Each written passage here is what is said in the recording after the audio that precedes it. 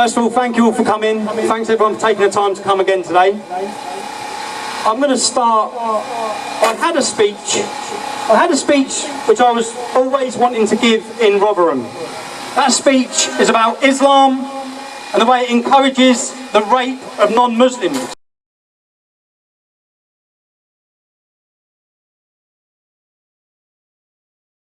Here, I'm going to rip this book to pieces, bit by bit, and explain how it's justified.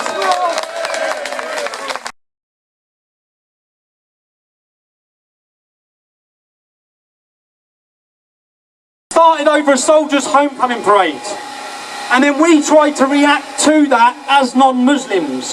What we found was that we were treated completely differently and second-rate and unfair treatment by the British police in compared to the Muslim community.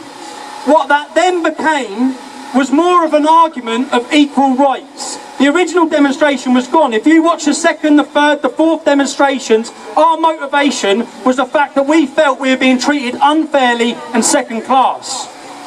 There's a sense of incoherent anger. People are angry, but they can't explain why. Hello sir, and why are you here today? I'm here to protest, right? I'm going on a march, so I want Britain to be back British. I want Britain to be back British. I'm going on a march, so I want Britain to be back British. I want Britain to be back British. Got interracial law, and the Islamic infidel. They're trying to get their law over our country. And it is happening. It's happening in other countries. It's happening in every country. It's like you got Muslim rape camps, Muslim rape camps. You got Muslim rape camps, rape camps. You got Muslim rape camps, Muslim rape camps. You got Muslim rape camps, rape camps.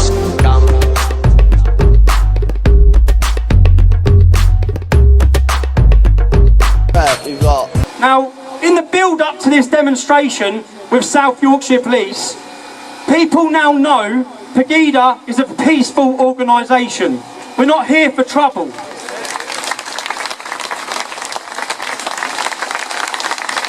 The reason they've been given All Saints Square is because about 9 months ago, all the Muslim organisations in this town, they know what they're doing. They pulled complete police cooperation. And of course, the police shit themselves, like everything to do with them. They're constantly fearful of how they will react. So the reason that they've got that square down there today, and we've been put up here, is because they're fearful of how the Muslim community will react. Well, for me, I think a line in the sand has been drawn, and we can't let this go.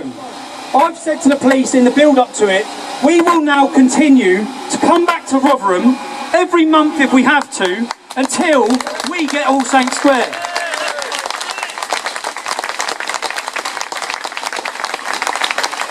All we are asking for is equal treatment, nothing else.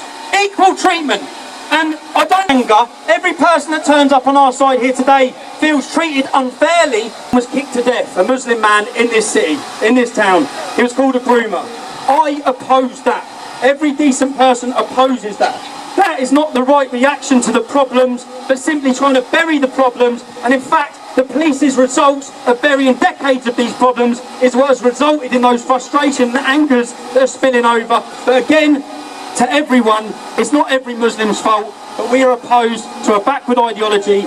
Again, I will wait because I have a speech which is to dissect this, but the problem I have is that I go away next week for 4 weeks with work, and I simply think I'll get arrested for what I'm going to do and say. So, Sir William Gladstone, who was the Prime Minister of this great country, he stood in Parliament, he held this book above his head, and he said, there will never be peace on this earth so long as we have this hate-filled book. He was a world leader. There are statues of him in our capital city.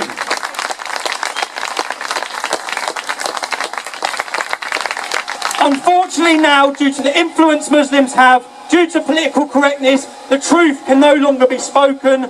People who speak it like ourselves are targeted, we're slandered, we're attacked. Previous world leaders understood Islam. The people in the towns and cities understand Islam, but our leaders are fearful.